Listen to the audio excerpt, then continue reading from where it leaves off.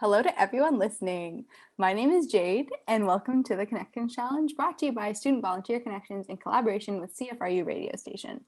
In these unprecedented times, we're all facing unique challenges, but one that's universal is the challenge of staying connected with each other and with our communities. My peer team at SVC is taking this time to share stories about the different ways the Connection Challenge is affecting members of our community, from our friends to local volunteers to different community organizations and nonprofits, to highlight their resilience and creativity in dealing with these challenges. We hope that through listening, you can appreciate the value of connection and feel inspired to explore different opportunities to get connected with others and the communities around you. Let's get started with today's guest. Would you like to introduce yourself? Yeah, sure. I'm Jen. I'm a third-year student at the University of Toronto. I'm studying human bio and physio, both of which are great subjects. Very fun, but yeah, that's a little about me. So how have you been adjusting to an online semester at your school?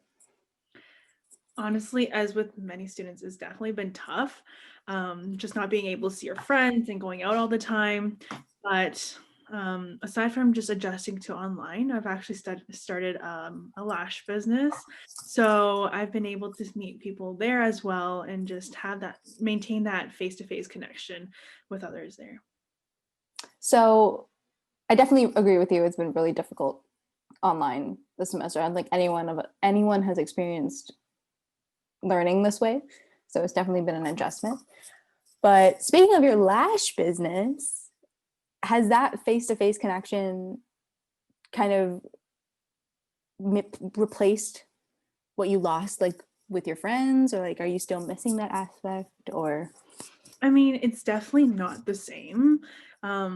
At the end of the day, it's a service. I'm not able to go out and, go to the gym or the movies with my friends and do activities that way. But I mean, it's still face to face. I still get to have that connection with them, not just strictly being online, like restricted to FaceTime and whatever. So it's definitely helped, but definitely not replacing, the pre-COVID interactions we've had before. so going back to schooling, I know at Guelph not a lot of courses had an option for face-to-face instruction, and the majority of them were just strictly online. But did U of T provide you with that option to choose, or was it strictly online? Like, We did have that option. We did have a hybrid option for some of our courses. It's majority that option was majority for the classes with 600 to 1,000 people, which is insane. But I mean, there's no way we could have everyone in class for that kind of class size. But we did have the option of having like 20 people in our classes.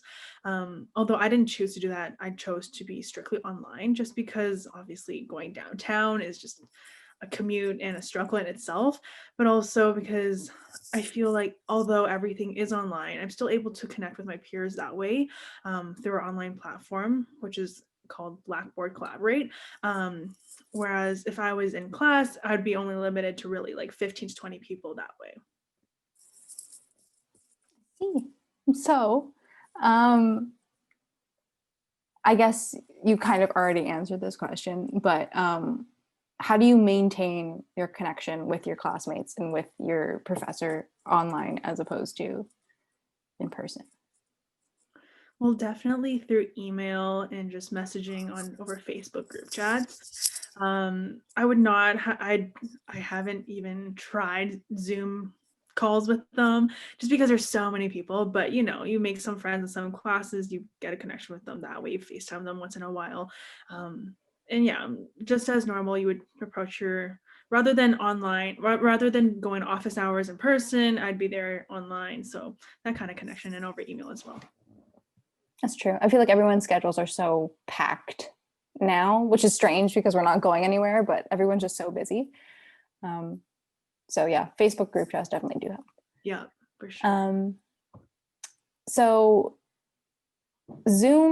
not Zoom, but connecting online and your lash business aside, how do you kind of take a break from the day and from being on your phone or your laptop the whole day? Like, how do you like zoom out, as someone would say? Mm-hmm.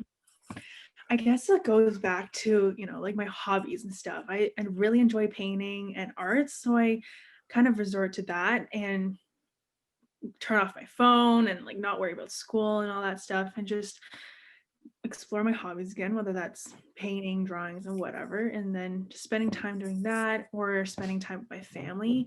A lot of people are baking a lot at home now, Mm, so I'm definitely doing that, learning new recipes with family and my parents.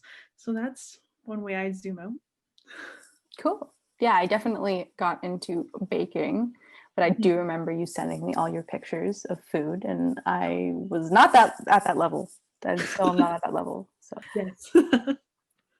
cool. So, are there any final thoughts you'd like to share, or do you think we've Not covered everything? really, but I think we definitely did cover a lot, and I'm sure a lot of people are going through the same thing. So definitely, as much as face-to-face conversation and interaction is very important, I'd encourage everyone to still reach out to their friends and peers online.